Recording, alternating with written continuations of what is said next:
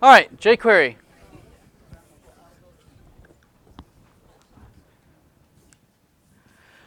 So we took a look at JavaScript on one side for manipulating the DOM dynamically, and we also looked at the server side being able to expose some data. So somehow they need to talk to one another. We need the client to talk to the server and retrieve some data and dynamically render. But before we get to that, let's just talk about some of the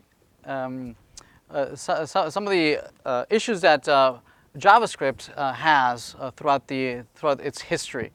As many companies started to see the obvious importance of the internet, a lot of big companies started to compete in the browser wars, right? And each one started providing different, more and more sophisticated versions of their browsers, and even some fragmentation on the versions of JavaScript. So some companies, more or less creating their own version of JavaScript, and trying to lure some of the developers towards their camp.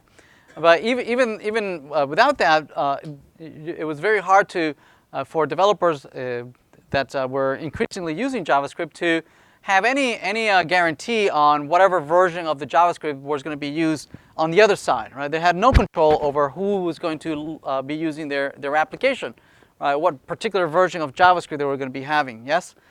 So it kind of fragmented this fragmentation of the versions of JavaScript made it much harder for developers, to develop something that was consistent across different browsers. Right, it became a nightmare from the developer's point of view, having to write into the JavaScript source code to verify that was running in a particular browser version, on a particular JavaScript version, whether this feature was available or not available, and then dynamically adapt the code to take advantage of certain features or the lack of certain features. Yes? So this became a nightmare from the developer's point of view, and they all started writing source code to automate or standardize the way that they would behave when they detected certain features or the lack of certain features, right?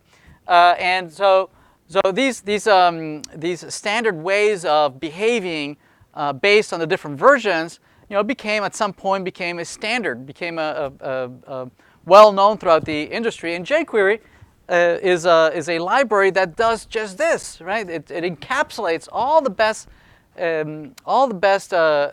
implementations of dealing with different versions of JavaScript or different versions of browsers, and providing a layer of abstraction, right? So that now you no longer need to code directly to the JavaScript particular version. Instead, you can use this abstraction level and code to the jQuery API as opposed to the native JavaScript API.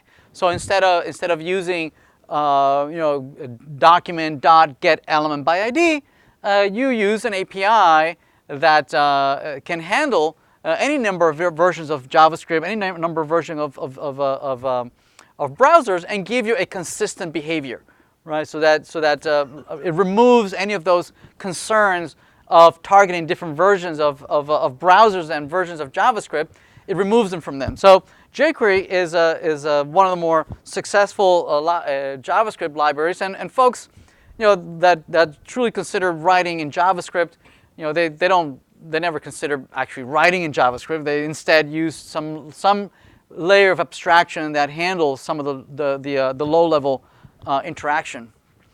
Installing jQuery is very easy. It can be included as a script tag, and pointing to either locally, having you downloaded a library of this JavaScript library,